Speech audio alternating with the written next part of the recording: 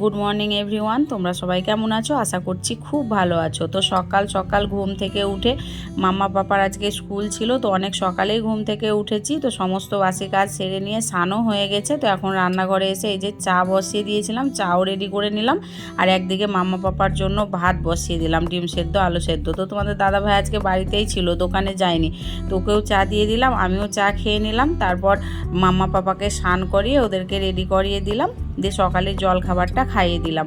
তারপর ওরা দুজনে খেলা করছিল, আর এদিকে মা নিয়ে এসছে জামা কাপড় মাম্মা পাপার জন্য, পুজোর জামা কাপড়। তো আমাকে দেখাচ্ছে কোনটা ভালো লাগছে, তাই আমি বললাম সবগুলোই ভালো লাগছে, এর মধ্যে থেকে আপনার যেটা পছন্দ সেটা আপনি নিতে পারেন।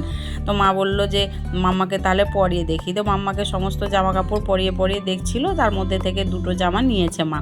তারপরে এই যে রান্না বসিয়ে দিয়েছি। তো রান্না বান্না সমস্ত কিছু ঝটপট কমপ্লিট করলাম। এদিকে রান্না শেষ হওয়া মাত্রই দোকানের মাল দিতে এসছে, তো সেটা নিয়ে আজকের মিনি ব্লগটা শেষ করলাম।